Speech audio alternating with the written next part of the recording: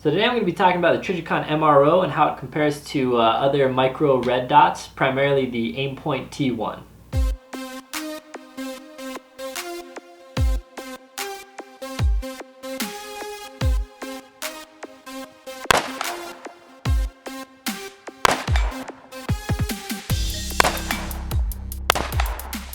So what you're looking at here is the Trijicon MRO. It's Trijicon's latest optic.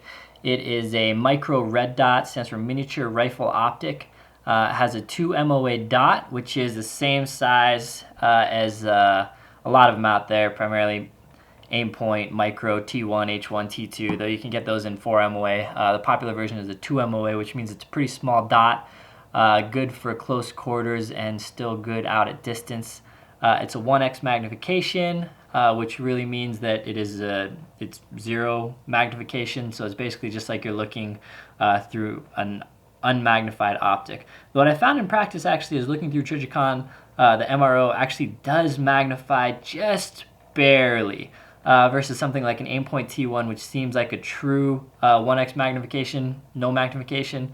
The Trijicon MRO does seem to magnify just a little bit and have just a little bit more distortion than looking through an Aimpoint T1. Pretty unnoticeable unless you're comparing them side by side, back to back, like I've done a lot of over the past couple weeks.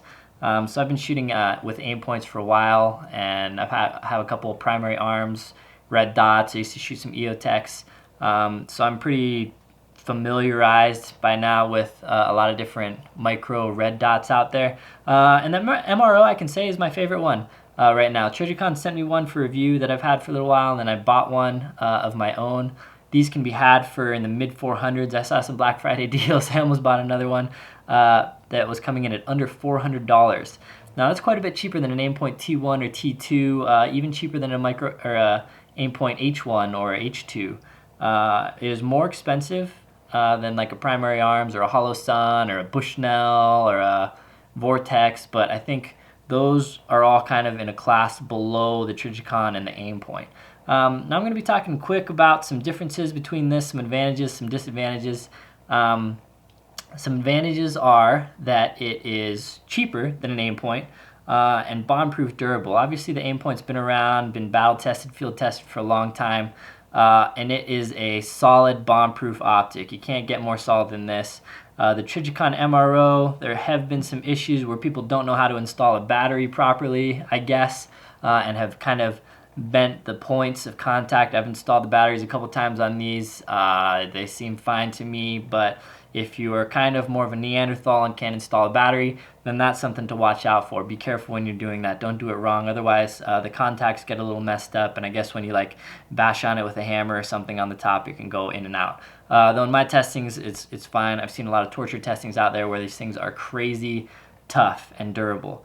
So yeah, as far as durability, I don't know. The Aimpoint is a little more battle tested at this point since the MRO is a new optic, but I have no doubt that this thing will stand up to some serious abuse.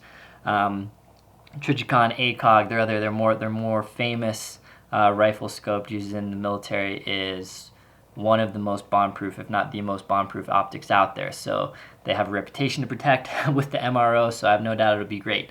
So what you'll notice here is that it's bigger, has a bigger front tube, and that means that you're not really looking through a barrel. When you're looking through an Aimpoint, it's kind of like you're looking through a tube, since the rear lens and the front lens are the same size. You have this tube effect. That's gone with the MRO, which is really nice. Looking through the MRO is just like, I don't know how to explain it other than it's just a really great view. Kind of like looking through an Eotech almost, where you just have this large field of view and you can pick up your dot really quick. So that's something I love about it. It's nice that the controls are on top. What this means in practical use is that you can access it with your left or right hand. You don't have to bend over to the side to see what dial number you're on or anything. You can see it right from the shooter's point of view, which is great. The other thing to note is that the windage and elevation adjustments, there are no caps, there are no covers to lose. It is just built right in here. So these are weatherproof by design, unlike the Aimpoints where if you take the cap off, you're losing the weatherproofing. What that means in practical use is we're not touching those dials that often. Probably you're sighting it in, keeping it on a rifle, and it's good to go. If you're swapping between rifles a lot, or actually changing those dials for windage or elevation, if you're shooting at distance, or if you're some kind of a sniper with a red dot, then you're going to be accessing those more. So these can be changed, adjusted with a coin or a small screwdriver, whereas something like the Aimpoint has a proprietary adjustment where you adjust it with the knob. So if you're out in the field and you lose a knob, you are out of luck. You're no longer weatherproofed, and you can no longer adjust that. For most people, that won't be a big deal, but it's just something to note. Also with the knobs, it's nice because it says right on there, left, right, turn, up, down, all that, well, not all that good stuff, just a couple of important bits of information when you are zeroing your optic or adjusting it for windage or elevation. That's written right onto the optic, whereas with the Aimpoint and similar, they are on the inside of the cap. So you lose that cap again, you're out of luck. Are you going to lose that cap? Oh, I don't know. I've dropped them on the ground when I was zeroing them and had to look through some dirt to find them. So yeah, are you going to lose it? It's certainly possible, but probably not going to happen. And again, it's not something you're going to be adjusting that much. So not a huge issue maybe. Also, the MRO is bigger. It is a little bit heavier, like 1 ounce heavier, not really noticeable at all. And it's going to be taller.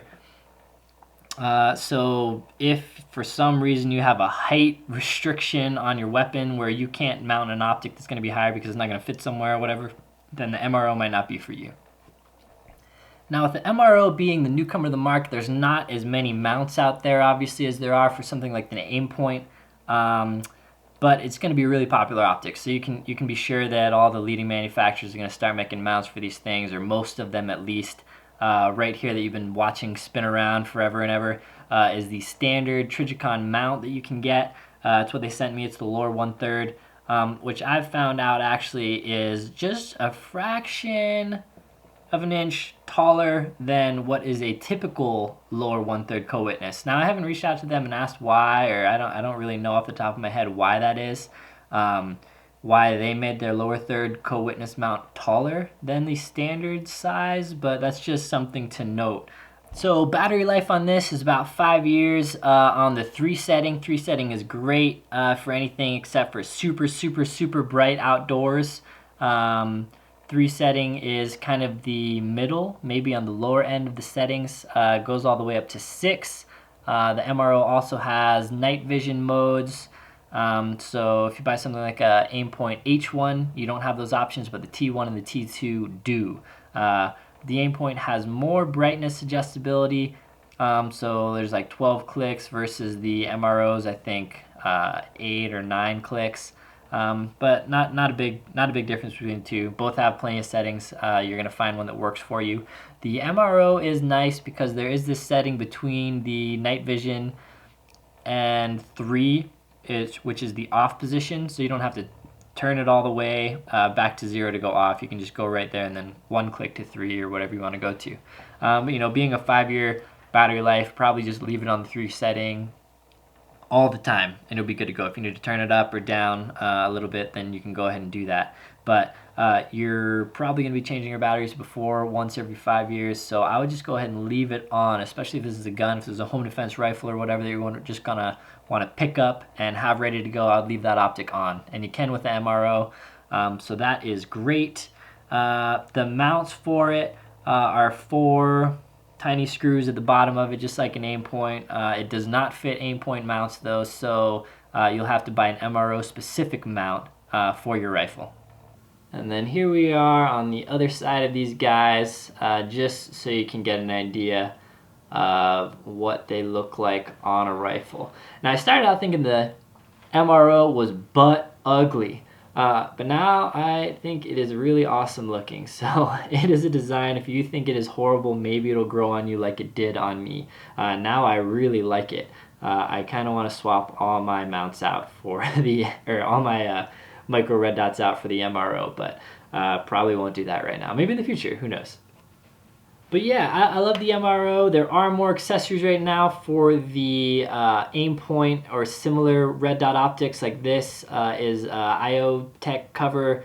So these little flip out covers protect it from dust when not in use. Again, if this is like a battle rifle or a home defense rifle, you're going to want those open all the time anyway, but if it's just kind of a range toy or whatever and you don't want dust or dirt or grime or anything getting in there, these little covers are nice. So there's nothing like this out yet for the MRO.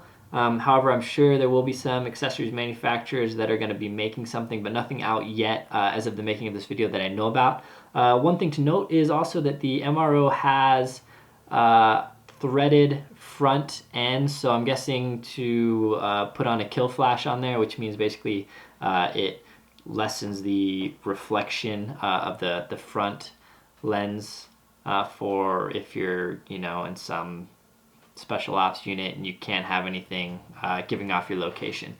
For us normal type guys, we're not going to be putting a kill flash on unless we're hardcore airsofters or want to look really cool or have some other practical application that we want to put those on. But you know, maybe somebody's gonna release something like a flip open cover that threads in there. I'm not sure. Sky's the limit. But right now, you have more options as far as accessories, mounts, all that stuff for the Aimpoint. But I'm sure the Trijicon MRO won't be far behind. So that's pretty much it. I didn't go into like the super specific details. Those are available all over the web. So if you're interested in something that I didn't mention, sorry, but you can look it up. You could ask in the comments and I could probably answer it pretty easily.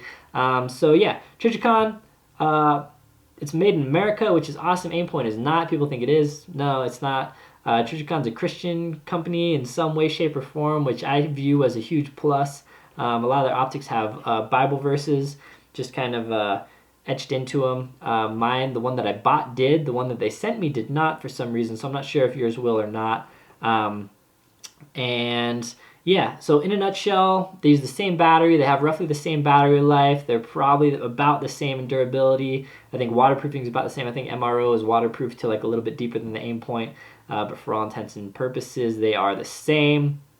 Larger objective lens here, so your field of view looking through it's going to be a little bigger than the Aimpoint.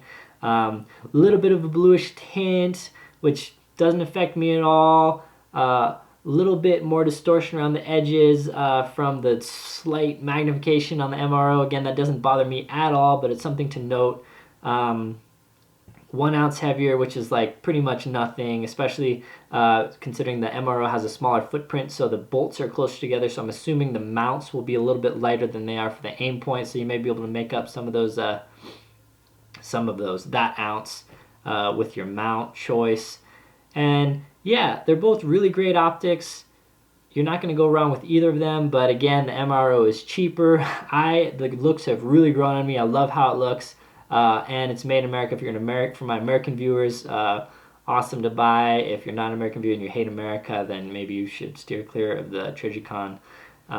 But yeah, that's about it. If you have any questions or anything, just go ahead and leave them below in the comment section. Thanks for liking, subscribing, sharing. I know this is a little different than a lot of my videos lately, mostly focused on pistols and defense and that kind of stuff, but I love AR-15s. You know, I live in America and it's kind of like the American rifle. An AR-15 is my primary home defense weapon as well. I have a lot of ARs. They're the main rifle that I shoot as far as rifles are concerned, or carbines. So yeah, I'll probably be doing more AR-15 videos, so if you're into ARs, you want to get into them, you're interested in them, stay tuned, subscribe, and I'll be posting out some more videos of them. All right, thanks.